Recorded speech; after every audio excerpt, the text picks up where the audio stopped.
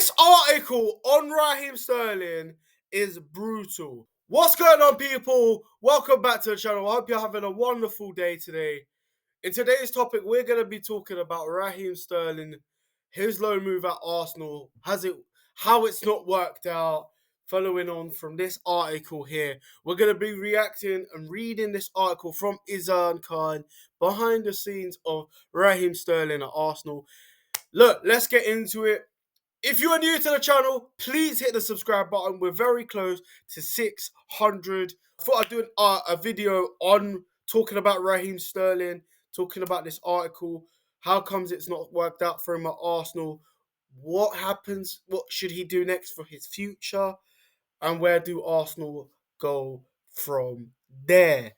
So, Arsenal signed Raheem Sterling on loan from Chelsea in late deadline day drama. He was the attacking option that we could only sign. And to this day, it still baffles me at how we ended up with him. A player that wasn't wanted by Chelsea, wasn't rated by the manager. The manager had told him effectively to leave. And Chelsea wasn't able to sell him to any other club. And then Arsenal had come in, they wanted him, they liked him. There was a potential reunion with Arteta and Sterling. They had worked together at Man City when Arteta was the assistant manager there, back when Raheem Sterling was in his prime. And when this transfer came out, when this announcement video came out, a lot of Arsenal fans, including myself, were excited.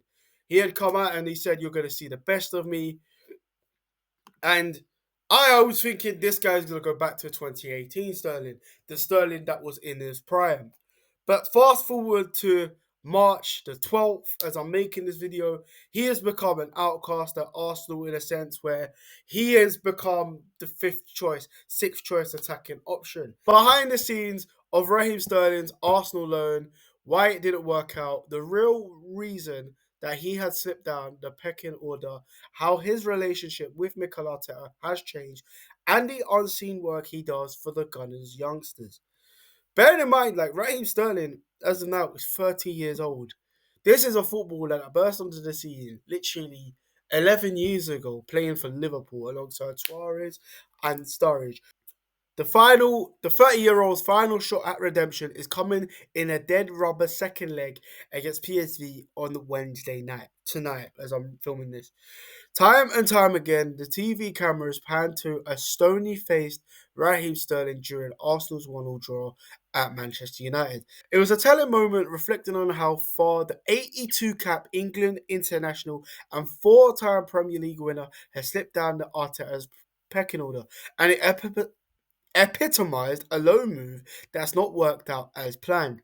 Wednesday, it seems, that is the 30-year-old's final shot of redemption in an Arsenal jersey. Arsenal play PSV in a Champions League second leg in around the 16th tie at Emirates in a total dead rebel. Why is that? We hammered them 7-1. The 7-1 drubbing Arsenal handed out in the Netherlands last week leads this game as a free hit in which Arteta will rotate his squad ahead of a crucial run-in. What crucial run-in? We're out of the title race. We're 15 points off Liverpool, who got knocked out by PSG, by the way.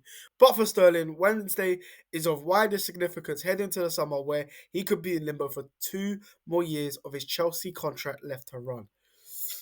Why is it the poor thing? Like, when you look at him, he started in this game against Leicester in one of his rare starts on his loan spell, and he absolutely shat the bed. He wasn't good at all. Because when I look at him, I'd expect him to be in his prime at the age of 30. You look at what Salah's doing at 31 in the Premier League. He's set for a Player of the Year season. Liverpool closing in on the league title. You know, this was a footballer that was amazing at Man City, scoring brilliant solo goals. He tore apart Arsenal many times. But now at 30, it looks like he's playing as if he's 35, 36. And maybe it's the fact that he's been playing elite football for 10 years. It might have taken its toll on him.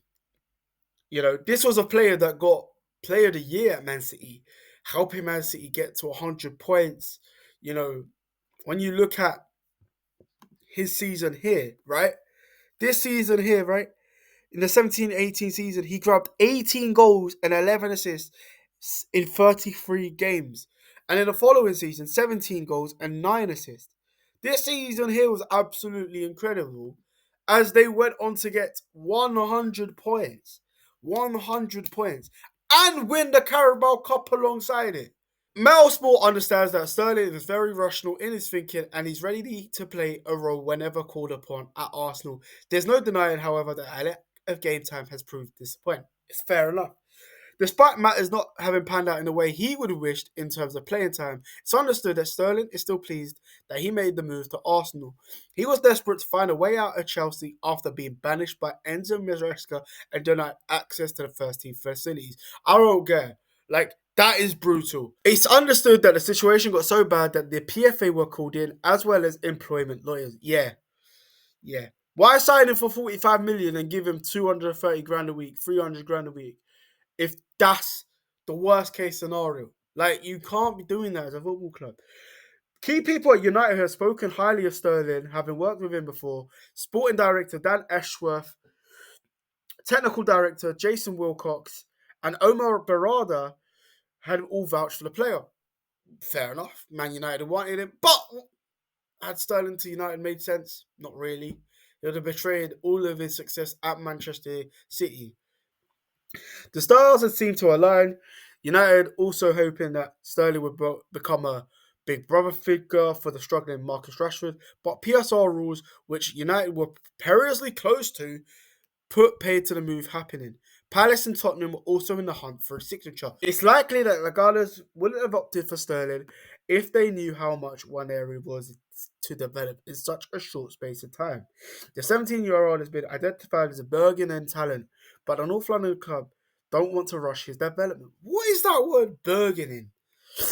It was a hamstring injury to Bukayo Saka on the 21st of December against Palace that thrust the youngster to centre stage, as he made his league debut against Brentford on New Year's Day and started the last 4 matches. Waneri has impressively stuck 8 goals already this season. True. The pitch from Arsenal to Sterling was that he would not come as a starter, but reinforced both the left and right wings. In his mind, he was going to be a reinforcement of Martinelli and Saka. For Arsenal, Raheem Sterling was seen as the replacement to Reece Nelson, who was undergoing injuries. The improvement onto Fabio Vieira, who's gone to Porto on loan, while Emile Smith-Rowe also departed. Those who are around him were surprised he's not been given a chance down the middle as a striker, especially after Havertz's injury. Yeah, that's what I was thinking. This guy's at Man City, he was scoring tap-ins after tap-ins. This guy was making those late runs into the box, scoring key important goals. And the way we play, we're trying to find that perfect goal. Although he's not great in the air, those low crosses would have been important. It's from February onwards that after have a season-ending hamstring sustained during the North London club's Dubai trip, which has been trickier to decipher. Basically saying Raheem Sterling should have had more minutes because of the injuries to Havertz and Martinelli, which is fair enough. In terms of relationship between Arteta and Sterling, it's been different to when Arteta was assistant coach at Man City between 2016 and 2019, when the winger was in his prime. The pair were said to be glued to the hip at Man City, as Arteta spent hours experimenting them in using them in different positions in training. They had bonded really well, and they still talk regularly. The player is understood to respect his transparency he is shown by his boss, which includes in team selection no matter how difficult that news may be. But there is, of course, a difference in communicating with a boss than assistant coach. Well, I mean, Arteta has had more responsibility. He has to keep everybody happy. I thought Arteta really wanted Sterling, really liked Sterling, you know, and I thought he was going to be getting 10 goals a season, and it's such a shame that he's not doing that. Going back to the playing side, without Saka, Martinelli, who only just returned from injury at United on Sunday, and Kai Havertz, a spot for Sterling in the front three was there for the taking. Facts, it was. But in the Gunners' 2-0 victory over Leicester on February, Sterling was time and time again thwarted as he tried to take on opponents in a display at odds to what has produced in seasons gone by. I can't remember him beating past the Leicester player. And it was a frustrating game for him. I can't lie. He was the worst player on the pitch on that day. And it just stemmed that Sterling isn't of the Premier League level at the moment. It's believed that Arsenal's averseness to play Sterling is down to reluctance to wait for him to build confidence and momentum. Since then, he's not started a league match. The winger is said to be working tirelessly in training and has a strong desire to play, which is nice to see. That the Daily Mail have acknowledged that, like, they understand that he's a key player for himself. In previous articles, they would have said he's flopped at Arsenal. He's not done well at Arsenal because he's lack of discipline. What he's doing off the pitch. So it's nice to see that the Mail have actually acknowledged what is going on. But they're making an article on Raheem Sterling because it knows it generates clicks and the reaction. But it's not a bad article for me to react to, and it's okay, you know. His energy behind the scenes has particularly stood out to those around the club. I like that. I like the fact that Sterling has not come here just to take a paycheck. He's actually trying. Unlike players that have come and gone at Arsenal, even Pierre-Emerick Aubameyang example, like he was late to training, lost the captaincy, fell out of favour at Arteta, and that situation became a lot toxic, a lot more toxic than it should have been. When it comes to why he's not made an impact, there are several factors. One is the lack of playing time. The winger has only started 4 league matches, and just as he started to build some rhythm, he has sustained a knee injury in mid-December. Not ideal circumstances to build momentum in, nor confidence. It's Mel understands that he rushed back to make himself available while not being fully fit because of Saka's hamstring injury, which is understandable. When you rush yourself back in from injury, there is a likelihood of a further injury while playing out of match fitness and at sharpness. Sterling will head back to Chelsea this summer with his career in limbo, 2 years left on his contract at Stamford Bridge. The guy's 30. He'll leave at 32 unless there's a transfer being organised. It's believed that Arteta's averseness to play Sterling is down to a reluctance to wait on him to build confidence and momentum, opting instead to pick players who are ready for the here and now. Fair enough, Waneri, he's been doing well. Trossard has found some form, yet Marino is not ready for the here and now at striker. Let's be honest. He was signed for more than his on the pitch impact, though. The ex-England man has had an influence on youngsters like Waneri and Miles Skelly in training, helping to provide pointers. That has included guidance on how to navigate the media. Well, no shit! Yeah, because the Mail, the Daily Mirror, the Sun newspaper, all of these tabloid journalists and TV journalists out there were cussing this guy week in, week out just for being himself, like they're doing with Marcus Rashford. I'll never forget when Piers Morgan decided to roast the guy on Twitter for simply dedicating a tattoo to his dad. It was a gun tattoo where, like, come on. For Arsenal, the deal to bring him in is still financially shrewd. They are only paying 30%, 97k a week. Oh, of his 325k weekly wage. Fair enough. If that's the case, like I said, like if it was to fail, fair enough. Damn.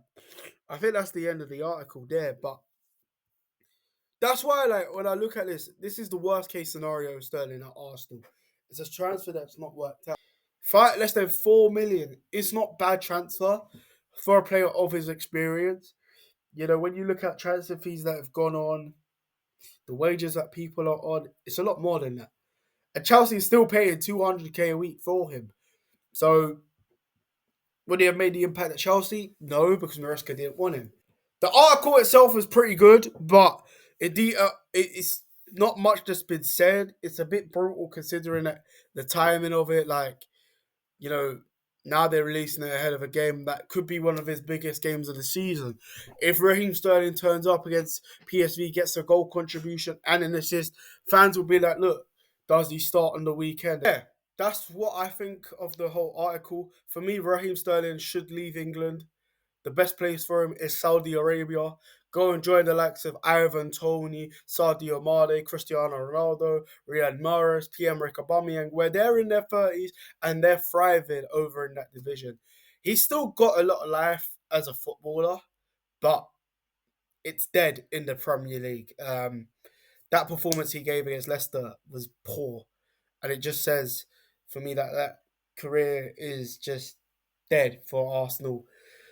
He's one of the worst loan signings that Arsenal have made, although the wages we've paid for him isn't as bad as what Chelsea did. Yet, one goal contribution in the Premier League. Simply not good enough. It's brutal to say this, but I hope you've enjoyed the video. Let me know what you think in the comments. Like it. Make sure you subscribe as well. We're very close to 600. But in a bit, people. In a bit. I'm out.